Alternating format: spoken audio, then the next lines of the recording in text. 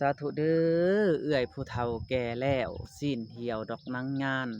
หูตาดีกับบ่คือยังน้อยการไปมานั่นบ่คือเหมือนดังแต่ก่อนเห็นคนถูกข์เดือดร้อนเอื้อยนั่นเข้าสวยสู้สาธุเด้อขอให้เป็นบันไดแก้วสะพานทองดอกเที่ยวไตให้พ้นทานเอื้อยได้พาขึ้นสู่สวรรค์บ่ดังนั้นในเมื่อเจ้าอยู่ในโลกีให้เจ้ามีปัญญาลืมคนจนง้อ ให้เจ้าพ่อได้เงินคำแก้วแนวใดให้ลุงหลังเด้อเอ้ยเด้อให้ได้มากกว่าในครั้งมือละ7-8 ล้านทานแล้วให้หลังมาคือดังโพสนั่งเขาป้าดอกศีลตอนอย่าได้ทุกข์เดือดร้อนให้เงินใส่อังกระเป๋าเด้อเอ้ยเด้อสาธุปรารถนาสิ่งใดก็ขอให้ได้สิ่งนั้นสมดังมโนรสให้ปรากฏในเมืองคนอย่าทุกข์จนดอกเงินใส่ แพร่สะใบหรือสอยนินพ้อยหอยสังหรือเด้อมาโนในใจหวังคิดอยากได้หยังกะให้ได้ดังล้นอย่าจนให้คู่สู่แนวปรารถนาเอาแก้วมากสิ่งพ้นนิพพานอยากได้ยานกิโล4 โลกุตละเก้าคิดอยากเอาดวงแก้วสัพพโญให้ได้ง่ายเด้อเด้อเงินให้ได้หลายๆย่ำเจ้าจับจ่ายใส่กำไรนั่นให้หังนี้สาธุขอให้เอ่ยน้อยอยู่ดีมีแห้งสุขภาพเข้มแข็งตลอดไปโดยเถิดก็คือบ่าวสัญญาเสียเอาเงินจำนวนนี้ คือเงินของเอ่ยหน่อยจาก USA พี่น้องเนาะเฮากะสิได้ไปสวยตู่ส้มเพราะว่าเพิ่นกะทุกข์ยากปากมองจังได๋ก็ขอบมกขอบใจอีกเทื่อหนึงทั้งเอ่ยเพิ่นและก็ขอบใจอีกเทื่อหนึงที่เอ่ยน้อยเชื่อใจและไว้ใจบ่าวสัญญาให้บ่าวสัญญาเป็นสะพานบุญให้พี่น้องเอ้ยเอาสำหรับ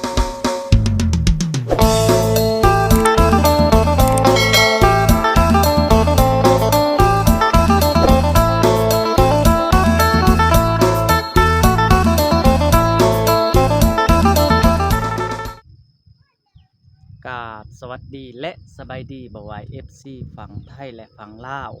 บ่ว่าพ่อๆแม่ๆหรือว่าเอื้อยๆอ้ายอยู่เมืองนอกเมืองนาก็ยินดีต้อนรับเข้าสู่ช่องบ่าวสัญญาเช่นเก่าเช่นเคยอีกแล้วพี่น้องเนาะก็คือมื้อนี้บ่าวสัญญาสิไปหาพ่อตู่สมคือเก่าพี่น้องเนาะเพราะว่ามีผู้ใหญ่ใจดีหรือว่ามีเอื้อยแต่ USA เนาะพี่น้องเนาะ หรือว่าทั้งเอ่ยหน่อยเพิ่นเนาะเพิ่นโอนเงินมาสวยทั้งตู้ส้มเพิ่นพี่น้องเนาะก็คือมีเงินอยู่จำนวน$100พี่น้องเนาะบ่าวสัญญาเปลี่ยนเป็นเงินกีบก็ได้อยู่2,100,000ป้ายๆนี่แหละพี่น้องเนาะ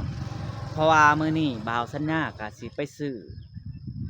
หลากหลายให้ตู้ส้มเนาะพี่น้องก็คือบ่าวสัญญาสิซื้อมงตาม FC เรียกห้องต้องการเนาะ แล้วก็สิซื้อข้าวสารส่งเสื้อเกิบพี่น้องเนาะแล้วก็หลายสิ่งหลายอย่างเนาะเพราะว่าทั้งเฮาก็ได้เว้ากับทีมงานเนาะว่าเพิ่นสิซื้อหยังแหน่สิซื้อหยังแหน่เนาะพี่น้องเฮาจะบ่ซื้อ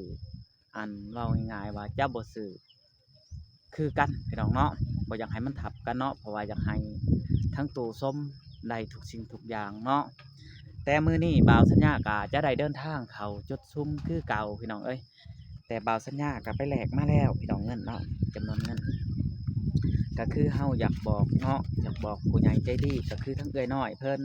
ก็คือฮอดมือบ่าวสัญญาเลยเด้อเอื้อยเด้อเงินจำนวนนี้เนาะบ่าวสัญญาก็ยินดีเฮ็ดทุกสิ่งทุกอย่างหรือว่ายินดีเป็นสะพานบุญให้เอื้อยคือเก่าพี่น้องเนาะเฮาก็สิได้ไปซื้อตามที่เพิ่นต้องการพี่น้องก็คือทั้งตู้ส้มต้องการ ขาดหลายสิ่งหลายอย่างคือบ่าวสัญญาไปเมื่อวานนี้บ่าวสัญญาก็ได้จกเงินให้เพิ่นจำนวนเงิน30,000กีบพี่น้องเนาะทั้งเฮากับบ่มีเนาะบ่าวสัญญาเห็นออกนอกคลิปคือน้ำตาแทบจะไหลเลยพี่น้องเนาะเพราะว่ามันเข้ากับชีวิตแต่ว่าพ่อแม่เฮาเนาะแต่ทุกข์ยากแต่กี้แบบนี้แหละพี่น้องเนาะแต่ว่าแต่กี้คนทุกข์ยากมันจะหลายพี่น้อง แต่เดี๋ยวนี้หันเห็นเพิ่นทุกข์ยากโอ้ยบ่าวสัญญากันน้ำตาบ่อยู่พี่น้องเอาพี่น้องก่อนอื่นเฮาก็สิได้ให้คำอวยพรให้เอื้อยน้อยเพิ่นเนาะก็คือบ่าวสัญญาเงินจำนวนนี้บ่าวสัญญาก็สิซื้อของที่มันจำเป็นเนาะก็คือ2,100,000เนาะพี่น้องเนาะเพื่อเพิ่นฮักมันฮักหนี้เนาะก็เหลืออยู่นำบ่าวสัญญา2,100,000ก็น่าจะได้หลายเติบพี่น้องเนาะก็คือผ้าบัตรมุงเรือนลาวแล้วก็ถ้วยบวงเนาะหม้อแฮกแต่กะโปะ เขานำทำป้าประมาณนี้แหละพี่น้องเนาะกะทีเรือทั้งอัน พื้นไผ่ก็น่าจะเป็นทางบ่าวพรเนาะพี่น้องพี่น้องก่อนอื่นบ่าวสัญญาสิให้คำอวยพรเอื้อยเพิ่นหรือว่าเอื้อยน้อยจาก USA เนาะสาธุเด้อเอื้อยผู้เฒ่าแก่แล้วสิ้นเหี่ยวดอกนางงานหูตาดีกับบ่คือยังน้อยการไปมานั่นบ่คือเหมือนดังแต่ก่อนเห็นคนถูกข์เดือดร้อนเอื้อยนั่นเข้าสวยสู้สาธุเด้อขอให้เป็นบันไดแก้วสะพานทองดอกเที่ยวไตให้พ้นทานเอื้อยได้พาขึ้นสู่สวรรค์บ่ดังนั้นในเมื่อเจ้าอยู่ในโลกีให้เจ้ามีปัญญาลืมคนจนง้อให้เจ้าพ่อได้เงินคำแก้วแนวใดให้ลุงหลังเด้อเอ้ยเด้อให้ได้มากกว่าในครั้งมือละ7-8 ล้านทานแล้วให้หลังมาคือดังโพสนั่งเขาป้าดอกศีลตอนอย่าได้ทุกข์เดือดร้อนให้เงินใส่อังกระเป๋าเด้อเอ้ยเด้อสาธุปรารถนาสิ่งใดก็ขอให้ได้สิ่งนั้นสมดังมโนรสให้ปรากฏในเมืองคนอย่าถูกจนดอกเงินไส้แพ้สะใบหรือสอยนินพ้อยให้สั่งเด้อเอ้ยเด้อมโนในใจหวังคิดอยากได้หยังกะให้ได้ดังล้นอย่าจนให้คู่สู่แนวปรารถนาเอาแก้วมากสิ่งพ้นนิพพานอยากได้ญาณกิโล4 โลกุตตะเก้าคิดอยากเอาดวงแก้วสัพพโญให้ได้ง่ายเด้อเอ้ยเด้อเงินให้ได้หลายๆย่ำเจ้าจับจ่ายใส่กำไรนั่นให้หังนี่สาธุขอให้เอ้ยน้อยอยู่ดีมีแห้งสุขภาพเข้มแข็งตลอดไปโดยเถิดก็คือบ่าวสัญญาเสียเอาเงินจำนวนนี้คือเงินของเอ้ยน้อยจาก USA พี่น้องเนาะเฮากะสิได้ไปสวยตู้ส้มเพราะว่าเพิ่นก็ทุกข์ยากปากมองจังไดก็ขอบมกขอบใจอีกเทื่อนึงทั้งเอื้อยเพิ่นและก็ขอบใจอีกเทื่อนึงที่เอื้อยน้อยเชื่อใจและไว้ใจบ่าวสัญญาให้บ่าวสัญญาเป็นสะพานบุญให้พี่น้องเอ้ยเอาสำหรับคลิปนี้เฮาก็สิได้เดินทางเข้าไปซื้อเสื้อผ้านาแพร่พี่น้องเนาะเอาไปติดตามกันเลยเอาพี่น้องเอ้ยเฮาเปิดภาพมาก็อยู่ที่ตลาดจุดซุ่มเนาะเฮาก็สิได้ซื้อเสื้อผ้านาแพร่นี่แหละพี่น้องสวัสดีเจสวัสดีจ้าอยากได้หยังอยากได้เสื้อผ้ามาลูกค้าประจำมาลูกค้าประจำเพิ่นว่าพี่น้องเอ้ยใส่เกิบอีแตะเด้นี่เอาเบอร์หยังเบอร์เท่าไรอันนี้เอาเบอร์10นี่ปูไล่ไปได้นี่ฮะปกติ60เอาแต่50,000เอาแต่50,000เนาะอันยังอีกบัดนี้เกิบอันนี้ได้ซะเกิบผู้นั้น100,000หักรูดให้อยู่เอา80เบิ่งบ่สัญญาใส่ตรงกันพี่น้องเนาะยันบ่ขึ้นที่พ่อใหญ่เอาตัวนี้แหละน่าจะพอดีอันยังอีกเบิ่งระบบผู้น้อยผู้ใหญ่อีกโดยเบิ่งบินก่อนเด้อบ่มีพวกเขาเจ้าบ่ได้มานำบ่มาคือกันแต่เขาเจ้าแยกกันซื้อซอยเรือผู้ใหม่บ่อยู่ในเรือโดยผู้ใหม่อีกบ้านใดล่ะนี่บ้านสะแล่ประตูส้มน่าใส่หัวเพื่อนน่าใส่เจ้าเบิ่งในคลิปจังสิเห็นไม่แต่ลูกสาวอะไรพี่เล็กหน่วยลูกพี่น้องวันนี้เฮาก็สิซื้ออันเสือเบิ่งดูเสือแบบอันเสือผู้เฒ่านี่เฮาสิซื้อเสือแบบได้บ่เอ่ยสั้นแขนยาวเฮาจังได๋อันแขนยาวแน่ใส่แบบได้เจ้าคิดว่าเสือผู้เฒ่าคันแบบสีนี่มันอยากเป็นเสือวัยรุ่นเนาะหลายกว่าบ่คำเสือผู้เฒ่าคำเสือแขนสั้นแล้วเอาแบบนี้คำเสือแขนยาวแล้วเป็นลุงไปหัดไปนี่แน่ส่งแบบนี้นี่ส่งแบบนี้ไล่ไปได้นี่ฮะ120,000กันรุ่นให้100,000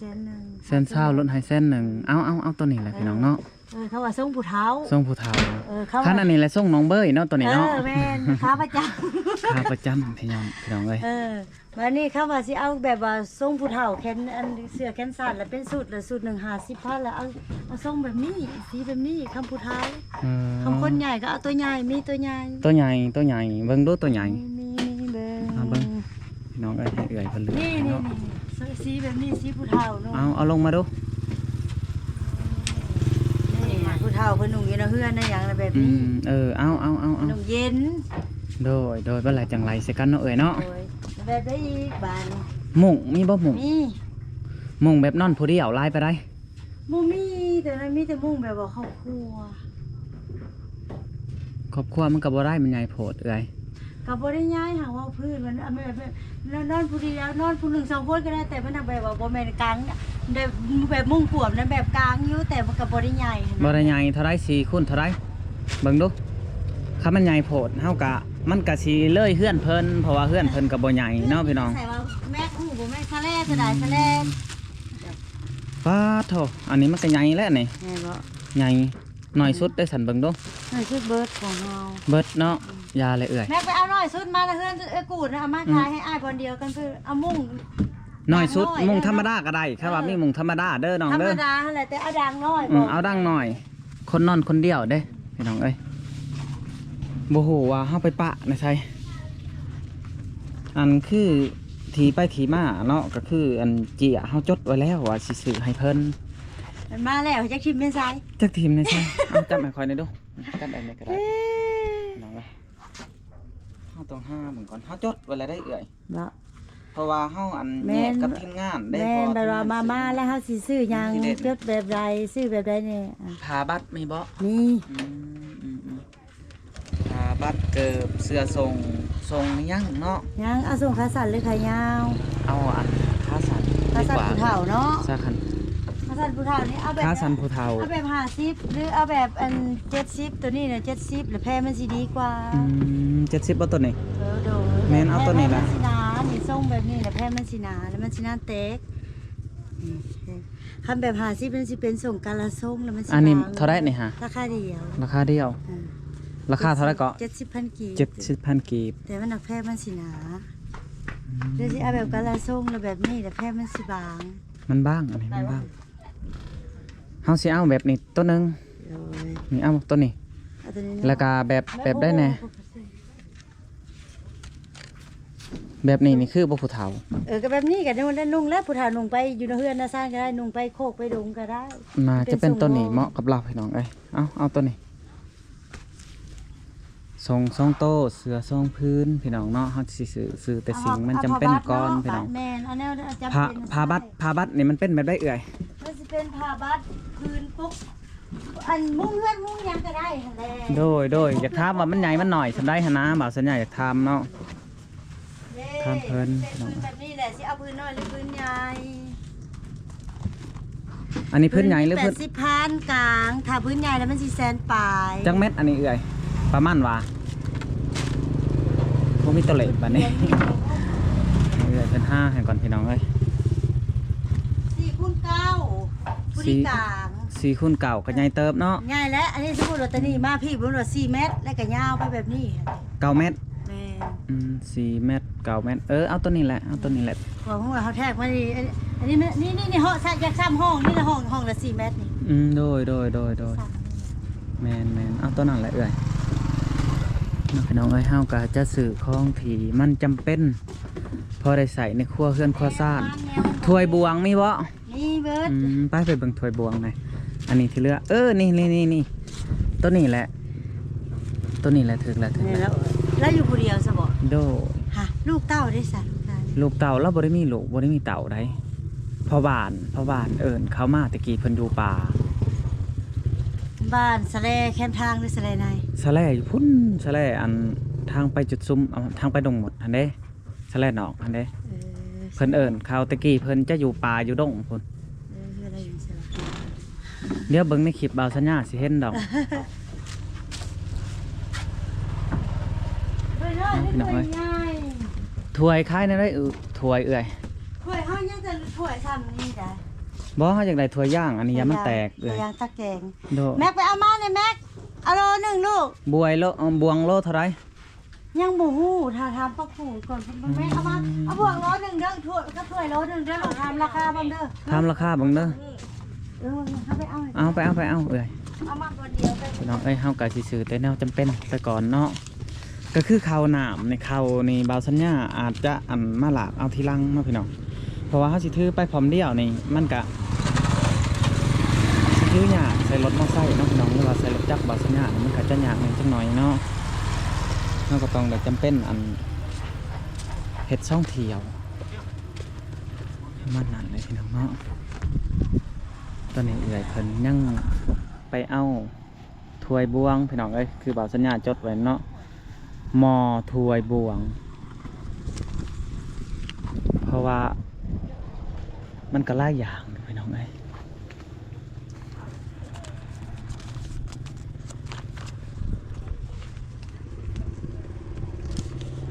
เฮาก็สิซื้อขวดแหน่เนาะพี่น้องเนาะคือผาเอาบ่อนเดียวกันนี่แหละ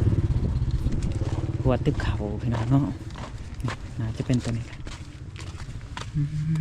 พี่น้องเอ้ยเฮาบ่ฮู้ว่าสิเอาแบบใดเนาะให้เพิ่นดีแต่ตัวนี้มันอยากบ้างตัวนี้เอาเปิดด้วยนี่เปิดด้วยตัวนี้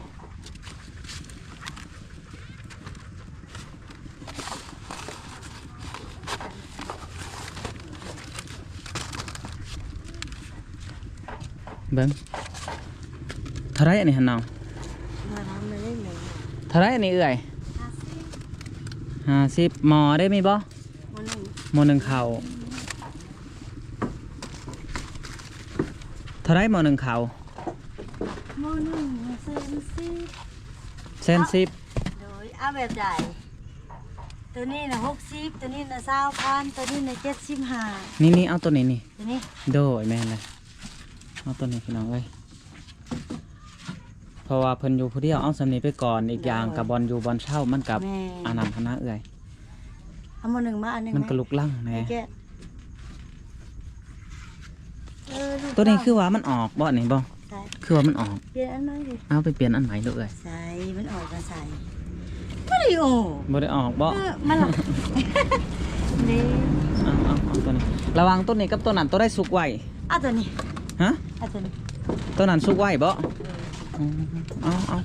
เลือกให้ดูเอาแบบหน้าๆนี่เด้อเอ้ย เล่าผู้เดียวว่าเอาใหญ่แล้วผู้เดียวที่ โดยผู้เดียวจังหน่อยเพราะว่าลูกกลมาหนึ่งบ่ได้ได้เอาสัมพูดีพองาม จะอยู่ใส่แล้วค่ะ คือว่ายุดเอื่อยเอาหล่นนี่นเลยพี่น้อง ยืดหน่อย ติบเข่าได้สั่นหน่วยไล่ไปได้นี่ ตอนนั้นพอแพง70โอ้ยมันสิรูดให้ดีดอก โดยพี่น้องเฮาก็สิได้เอาติบเข่าในเนาะจะติบหนึงพี่น้องเอาติบนี่เนาะพี่น้องมันจะงามกว่าเนาะติบนี่น่าจะโอเคตามสัญญาเนาะจะเป็นหมอ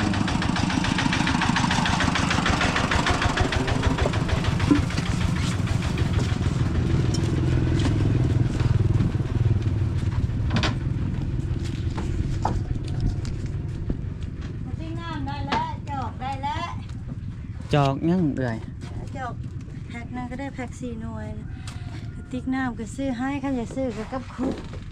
บอกกระติกน้ำยุดก่อนกระติกน้ำเชี่ยวแต่จอกไปก่อนเน้องพี่น้อง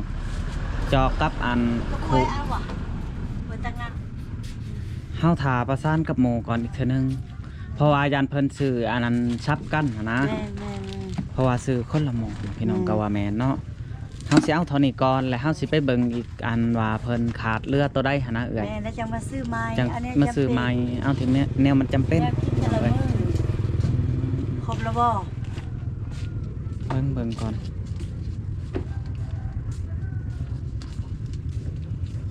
ถ้วยบวงเกิบ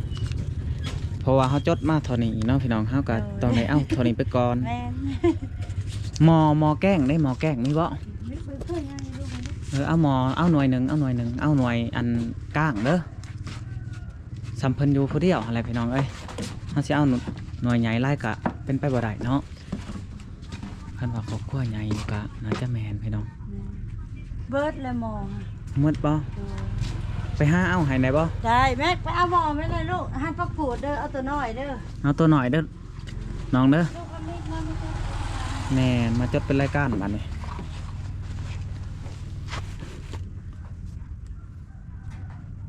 อันนี้ก็เป็นปัจจัยของเอื้อยน้อยเพิ่นพี่น้องเอ้ยน่าสงสารประตูเพิ่น ขาดแนวอื่นขาดได้ขาดหมอขาดบ่ได้ โดยแม่น ช่วยบวก ถ้วยบว ปวดมวยเนี่ยไปจำเป็นกินแต่ละมื้อ โดยแม่นเจ้าจดเลยรถเอื้อย ให้นางพุ่มกับมิกมาเห็นบ่พูดลูก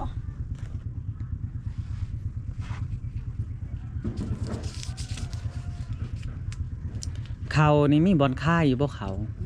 อยู่ไส อยากได้ข้าวเจ้าหรือข้าวเหนียว เขาเหนียว ข้าวเหนียวกับเพื่อนเจ้างอมีเจ้าหน่อยเจ้าซื้ออันนี้แล้วเขาสิพาเจ้าไปซ้ำซื้อรับสอบ2 สอบนี่เขาขายให้เขาก็ซื้อเมียนขาย บ่ บ่เป็นนั่งสันเฮาสิไปเอาทางสะแลกก็ได้ทางฮุนซี เอามา หน่วยน้อยหน่วยกลางบ่มีบ่เอาหน่วยน้อยหั่นแหละ เขาก็ซื้อเมียขายเลย โดยบาสัญญาไปเอาอยู่ก็ได้ เอา สิเอาทางสิเอาในฮุนซีใหญ่เขาเจ้า แม่ สัน ว่ามันคงสีอาแคนนั่นดิให้ละสีให้แล้ว โดย เรียบร้อยพาบาสดูแน่นอน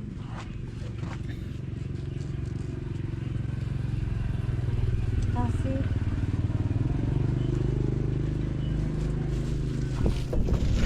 ใช้ผ้าอัดมันเด้ เอาบ่มีเหรอ ฮะ พาบาส เขาบ่มีเขา โอ้บ่มีผ้าบ่เอา เอาให้นะบ่าวปะ จังน้อยเพิ่นสิว่ามีหมอบ่มีผ้า เพราะว่าเอาไปส่งเนาะเดี๋ยวเอาของน้ำบ่าวนะมีก็มีตัวกลางแล้วเอามา โดย นี่50,000นี่60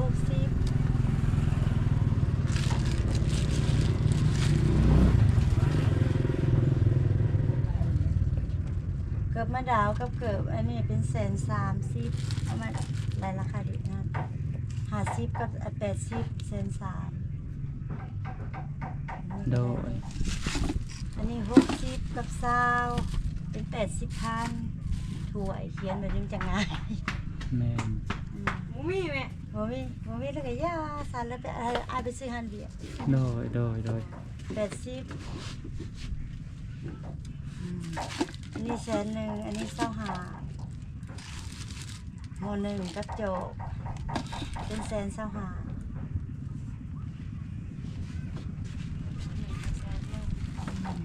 โจก25,000 เชื่อเขียนไหลร่วมเลย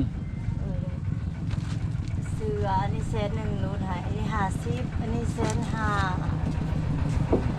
อันนี้ก็150,000เนาะ300,000เป็น70อันนี้เอา50 350เป็น350,000ใส่มุ้ง55บ่55หรือ50,000 หาช่วยเสียง 55เป็น400,000อันนี้100,000อันนี้50เสือนะเท่าใดเสียเท่าใด ไหลร่วมหมดเลย รวมเบิดเป็น400,000เป็น400,000เลยถึงมุ้งเบิด ไทยบัตรไหลแล้ว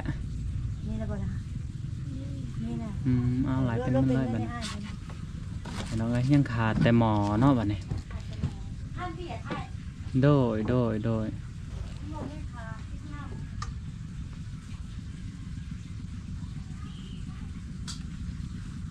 บ่ฮู้ว่า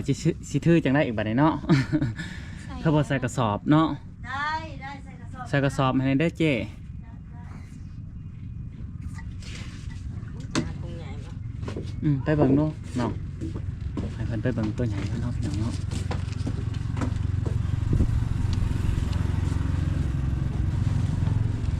เขาบอกพ่อยังจะมาเอาไม้กระถอกกระถางกับมีบ่เป็นปุ๊กกับมีเด้อ พร้อมเพชรปกหมูเอาแล้ว อันนี้ว่าบ่ทันได้อันนี้กับสี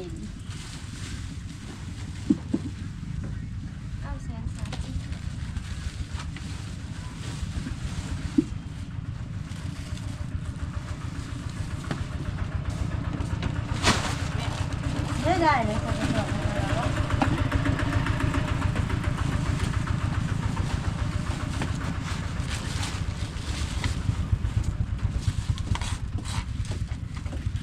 เป็นเท่าไหร่ 930,000เอาถุงมาลงมาใส่เสื้อผ้าให้ 935,000พี่น้องเนาะ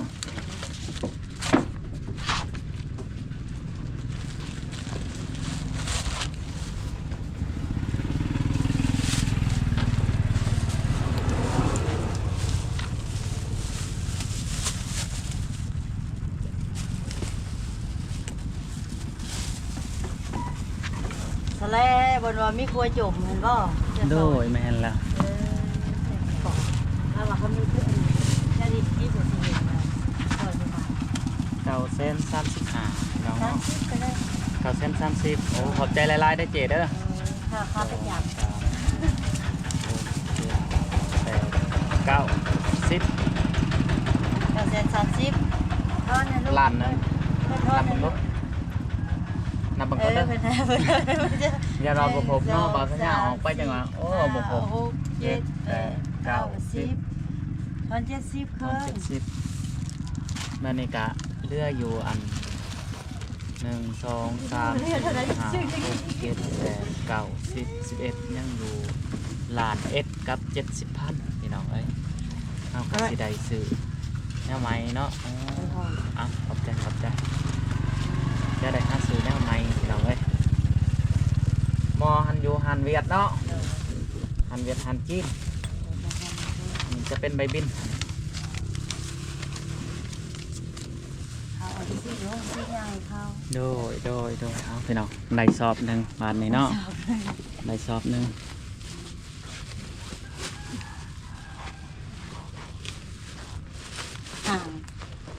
ทำบ่ครบยังจังมาใหม่กระทอกกระทางคู่กระก้าบ่ห่ม คุก็ยังบ่ได้ คู่ก็มี แต่ว่ามีอยู่คุในนี่แต่เฮาต้องไปทำทีมงานก่อนว่าทีมงานซื้อยังแน่หั่นนะ คำว่าทีมงานบ่ทันได้ซื้อแล้วจังมาซื้อมา จังสิมาซื้อใหม่ ฮะ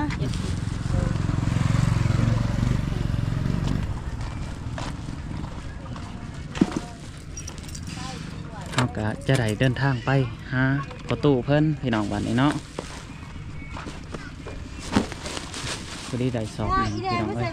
แพร่ห่มนี่นาจะเป็นทางเบาหลา และก็ไพ่โซลาร์เซลล์เนี่ยนะจะเป็นทางเบาพอดเนาะพี่น้องที่เบาสัญญาตกลงกันมาเนาะ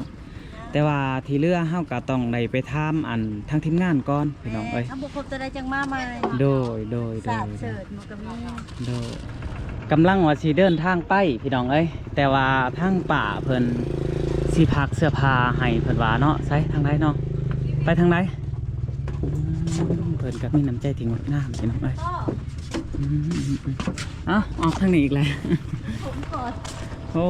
เอาโอ้ นุ่งก็ให้ไปนะ ไปให้เพิ่นเนาะบ่แม่นผู้หญิงได้ผู้เฒ่า ผู้เฒ่าผู้ชายไปยิ่งก็ให้ ผู้ชายโดยพี่น้องเอ้ยอันนี้จะเป็นเสื้อผ้าทั้งแม่เพิ่นเนาะโดยแม่นเพิ่นก็มีน้ำใจที่งดงามพี่น้องเอ้ยเพิ่นก็อยากช่วยเหลือเนาะหรือว่าพ่อได้ให้เพิ่นนุ่งห่มถือพี่น้องเอ้ยโอ้จังนั้นก็ขอบใจทั้งป่าหลายๆพี่น้องเอ้ยโดยแม่นซื้อป่ายังเนาะ สิภาษา ป่าซาพี่น้องเนาะอยู่ที่บ้านจุด ตั สู ว ง ลำไฟมันบ่แม่นเสื้อผ้านุ่งแล้วเสื้อผ้าอยู่หน้าห้านมันเก่าก็ให้เพิ่นเอาไปนุ่งไปให้ไปหน้าซอยเหลือ แม่นจะได้กับบุญคำน้ำสู้เด้อแม่เด้อ ถูกให้สม